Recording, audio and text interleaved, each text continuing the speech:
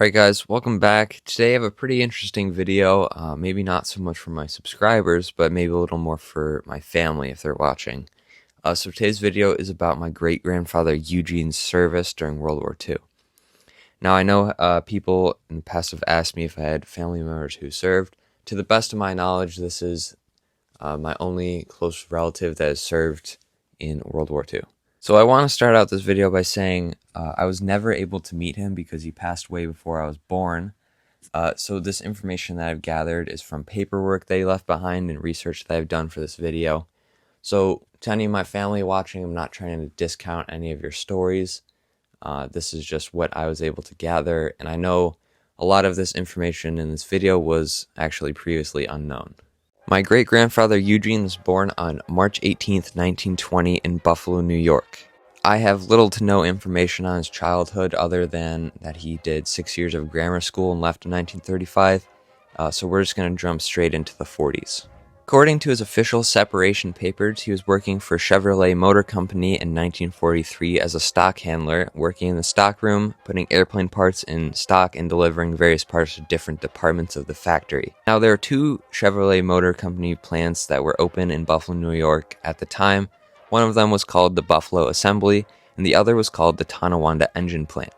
We know that he worked likely at the Tonawanda Engine Plant because during World War II, while both factories switched to wartime production, the Tonawanda Engine Plant focused mostly on making airplane parts for planes such as the P-47 Thunderbolt, B-24 Liberator, P-61 Black Widow, and C-46 Commando. Now, an interesting bit of information that I thought was kind of cool to think about is 3 out of those 4 we know for sure were in production at the time, except for one, which is the P-61 Black Widow. Did not see combat until 1944, but began production in 1943. It was the first U.S. plane that was specifically designed as a radar-equipped night fighter. This was around the same time my great-grandfather was working at the plant, so it's kind of interesting to think he may have been handling parts for this plane that was kind of the first of its time. We know from his official serial number, which is 42026-136 on his official separation papers, that he was drafted into the U.S. Army in early 1943. The 4 on his serial number indicates being drafted in either late 1942 or early 1943, while the 2 on the first 2 digits means he was inducted under the 2nd Correspondence to the 2nd Service Command, which covers New York, New Jersey, and Delaware.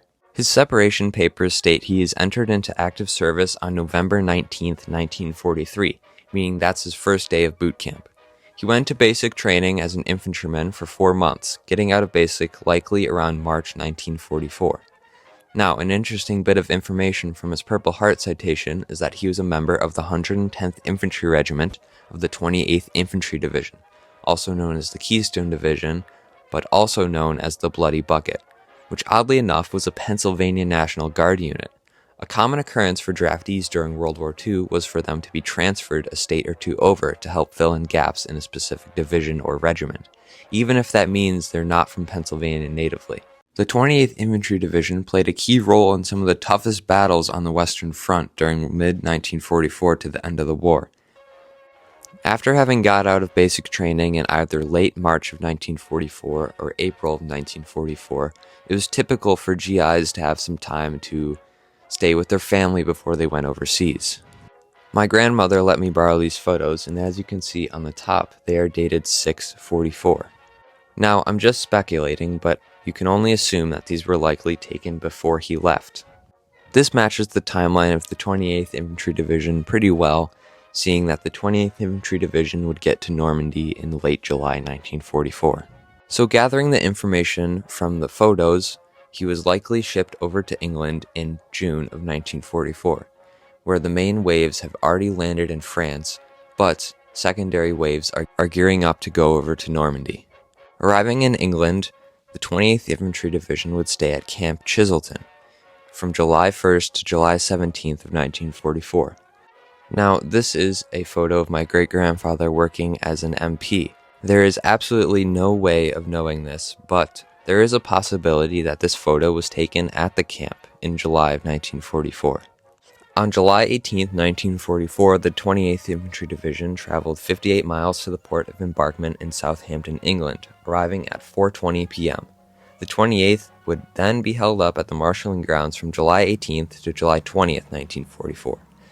At 4:20 a.m., they would travel, where for the next 4 days they would be shuttled over to Normandy on the SS David Francis and land on Omaha Beach. They would then be trucked inland to see their first combat that would be described as guerrilla-like resistance. The official after-action report of July 1944 states, "The division was initially directed to effect the relief of the 35th Infantry Division in the relatively quiet sector north of St. Lo." This is a map showing how far the Germans had been pushed inland by the time they arrived. The dark red line is how far back the Germans were pushed as of July 24th, which is around the same time that the 28th Infantry Division landed in France. As I said, the 28th Infantry Division was sent north of St. Lo, which would have been around here. The initial movement to effect the relief of artillery was initiated on the 29th of July, but a crumbling of the German defenses in this sector causes the cancellation of this plan. The next day, the division marched to an assembly area north and west of St. Lo and prepared to attack as part of the 19th Corps. 1st Battalion, 110th Infantry Regiment was committed to action on the morning of the 31st July. This is a map I found showing actions from July 25th to July 31st, 1944. According to the after-action report, the 28th Infantry Division was a part of 19th Corps, with the 110th Infantry Regiment committing to action on the 31st of July. As the after-action report stated, the 28th Infantry Division, a part of 19th Corps, which is located right here, took part in this action. The 110th Infantry Regiment, which was my great-grandfather's regiment, was committed to action on the 31st of July, 1944, where my great-grandfather, as a rifleman, would have almost certainly been taking part in this combat, which would have been taking place around here. That evening, the 110th Infantry Regiment relieved 2 battalions of the 115th Infantry Regiment in the newly assigned zone of this division. The 109th Infantry Regiment was at this time in the Corps Reserve in the vicinity of Ismail-le-Herman. The 112th Infantry was disposed to back up the existing defenses in the event of an anticipated counterattack. As a result of operations, the 110th Infantry Regiment had taken responsibility for the front line in the newly assigned division zone. Now, if you remember, my great-grandfather was a part of the 110th Infantry Regiment, which was mentioned numerous times in that report. Spending his first 6 months in the service as a rifleman, it was very likely that my great-grandfather was seeing combat at this time.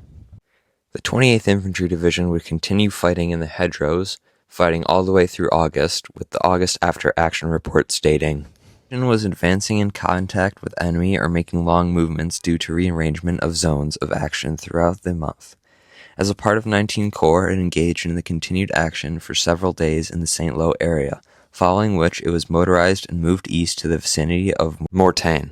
Here's another map showing fighting occurring in early August 1944. Now here we can see faintly 19 Corps moving into the vicinity of Mortain, significantly pushing the Germans back, and this action would take place around here. Now, here's a photo of the countryside surrounding Mortain, personally not somewhere I would want to be fighting. And here are some extremely famous photos from the Battle of Mortain. While the 28th did not take part in the Battle of Mortain, this is what the general area would have looked like. From which point it operated northward, terminating with the capture of Elbeuf. This is a photo taken in the town that I genuinely thought was him, but it turned out to be 2nd Armored Division, unfortunately. From this point, the division was moved by motor to the vicinity of Versailles, from which point it was shuttled into Paris, paraded through the city, and advanced north and northeast into 5th Corps, pursuit of the enemy reaching Compiègne at the end of the month. The division moved over 400 miles and captured or occupied the following towns. Now, I'm not going to list off all these because I am terrible at pronouncing French and German words, but they even stated here, there were many small towns and villages which were liberated, but these are too numerous to mention. And yet another extremely interesting fact is this photo right here is actually a photo of the 28th Infantry Division, more specifically, the 109th and 110th Infantry Regiment, the same regiment as my great-grandfather. This is one of the most famous photos of World War II, and that's really a cool piece of history I learned while researching for this video. It's interesting to think, while you can't confirm it, that one of those helmets in that video could have been my great-grandfather. After the liberation of Paris, the 28th Infantry Division would move up to the infamous Siegfried Line.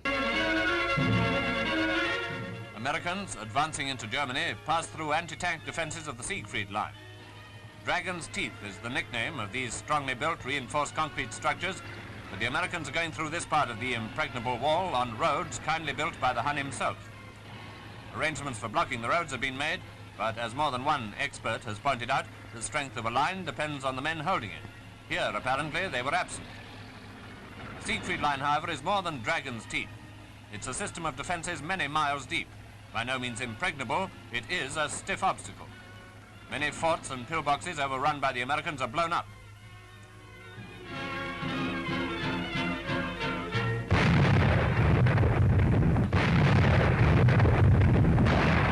For those who don't know, the Siegfried Line was an extremely heavily defended line of bunkers, tank obstacles known as Dragon Teeth, and mines located on the Germany-France border and is often referred to as the West Wall.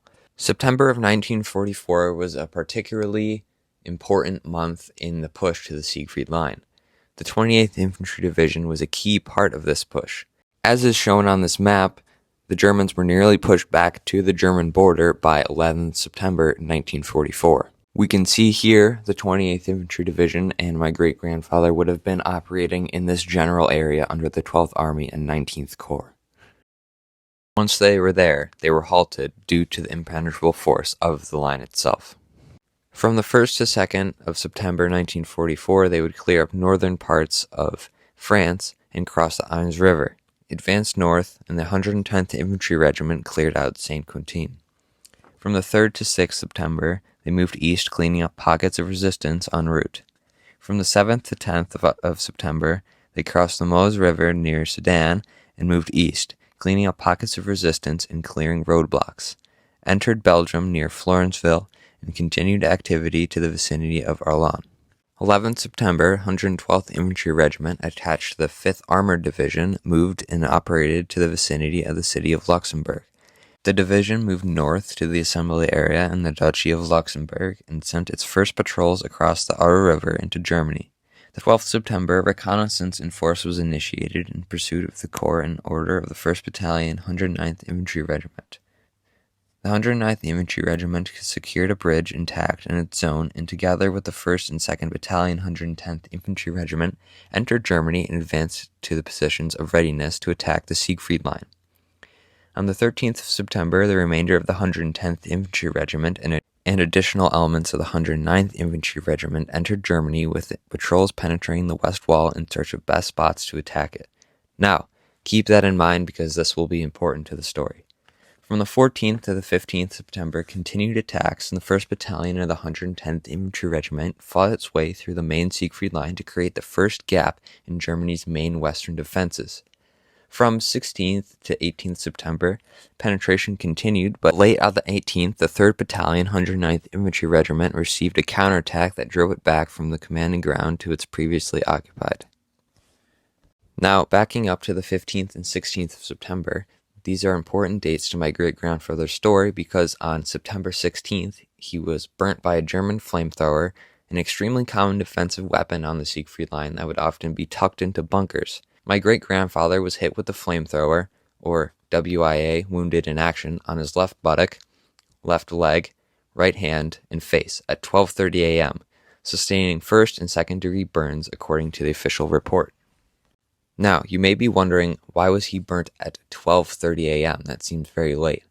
During the push to the Siegfried Line, it was not uncommon to send patrols in to probe the Siegfried Line to see if they could find any weak spots.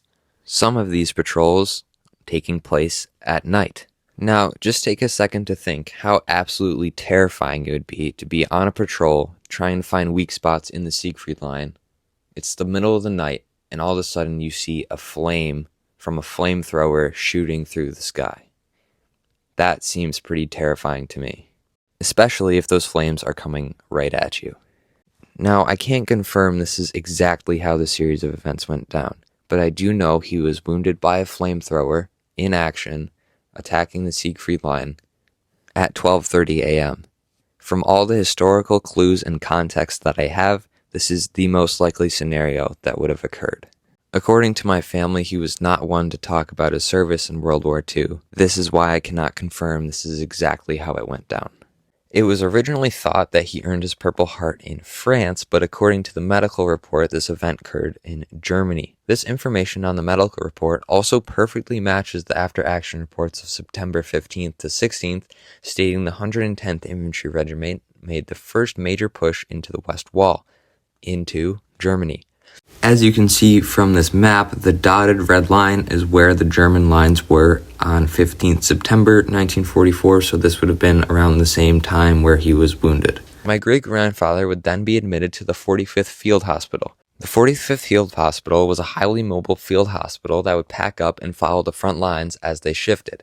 At the time my great-grandfather was wounded, it was set up in France, likely due to the number of casualties coming in and the rapidly changing front lines in this time. He was given morphine for the pain and was given penicillin, which was an extremely new drug at the time, only having been adopted by the Army in 1941. He then received 3 units of plasma to treat for shock. Shock can often occur from a lack of blood, which can be caused, in most cases in a military setting, by loss of blood. Being hit in the buttock, which was an extremely bleedy part of the body, this is likely. He would then undergo debridement, which is the removal of dead or burnt skin and flesh to help it heal nicer. For his actions in this event, he would receive the Purple Heart awarded to members of the U.S. Armed Forces wounded or killed in action or who died of their wounds after April 5th, 1917, due to enemy action, terrorism, or as a prisoner of war.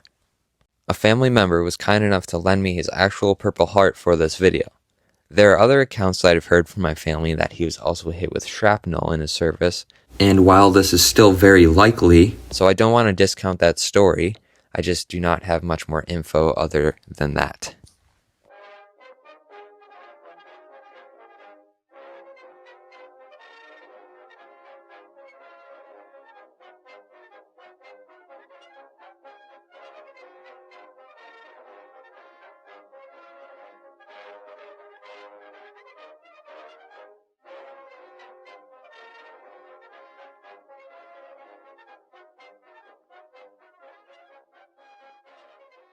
On November 21st, 1944, he was brought back into service and assigned to the 10th Replacement Depot.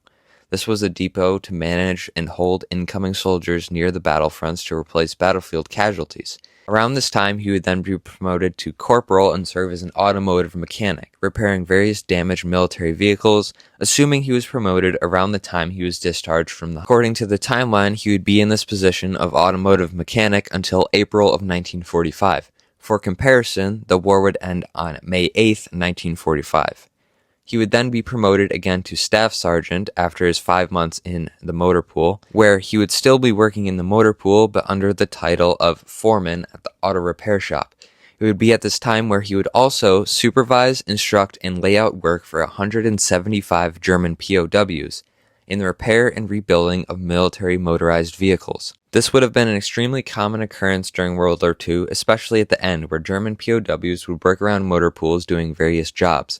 With the war having ended in May, he would be part of the occupying force in Germany until he went back to the States and would officially separate from the U.S. Army on November 9th, 1945. Now, there it is. That is the story of my great-grandfather Eugene's service in World War II, to the best of my knowledge. I hope this video could help shed some light on what he may have done during the war. As I said before, I never got the chance to meet him because he passed away before I was born, but from the stories I heard, he was not a talkative guy on the subject. And again, to my family, if there's any major things I left out, please contact me and let me know. We can talk about it. But this is the information I could gather to the best of my ability. And again, huge thank you to my family for helping me make this video, helping me get photos, and to lending me his documents and Purple Heart from the war. So with that, thank you, hope you guys enjoyed, and see you guys in the next one.